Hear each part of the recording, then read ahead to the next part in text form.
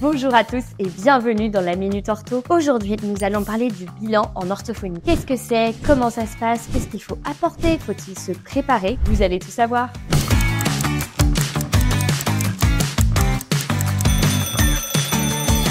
Toute prise en charge en orthophonie commence systématiquement par un bilan. Pour pouvoir effectuer ce bilan, il faut tout d'abord passer par la case médecin. Je vous explique tout dans la vidéo comment prendre rendez-vous chez l'orthophoniste. Une fois que vous avez votre ordonnance et le rendez-vous chez l'orthophoniste, voici venu le temps du bilan. Au moment du bilan, on n'oublie surtout pas d'apporter la carte vitale, la carte mutuelle, l'ordonnance du médecin, tous les examens médicaux en lien avec la pathologie ou les difficultés et de quoi régler la séance. L'orthophonie est remboursée à 100% en France, mais souvent les orthophonistes comme les médecins finalement demandent une avance de frais. Les différents organismes vous remboursent par la suite. Un bilan, souvent, ça se fait en 3 étapes. Il y a l'anamnèse du patient.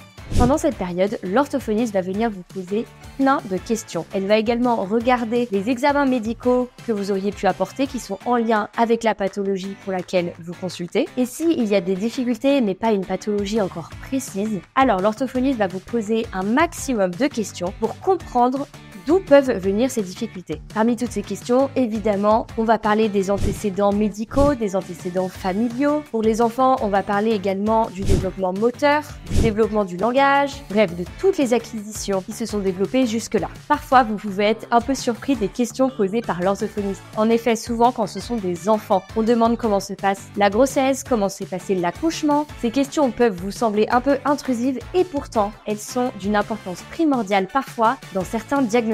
Je m'explique. Par exemple, la prématurité peut avoir pour conséquence des troubles des apprentissages. Si une question vous met mal à l'aise, évidemment, parlez-en avec votre praticien. Le but est que vous soyez en confiance. Après toute cette série de questions, l'orthophoniste va pouvoir commencer les épreuves du bilan.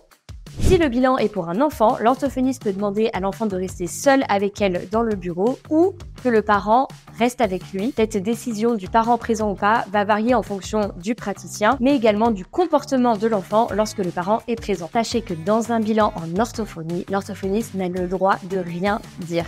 Elle pose des questions, l'enfant répond, elle ne doit donner aucune aide. Ça peut paraître un peu difficile, mais c'est parce que les bilans en orthophonie sont étalonnés. C'est-à-dire que les épreuves ont été réalisées par un échantillon d'enfants qui ont tous eu les mêmes consignes et donc il est important de reproduire ces consignes lors du bilan afin qu'il n'y ait pas de biais dans les résultats. Les épreuves sont assez standards en fonction des pathologies. Il y en a tellement que je ne peux pas vous les décrire dans cette vidéo. Mais dites-moi si ça vous intéresse que je vous décrive un bilan en fonction de la pathologie, mais ça fera l'objet d'autres vidéos. Une fois toutes les épreuves passées, alors vient le troisième moment du bilan, c'est la restitution.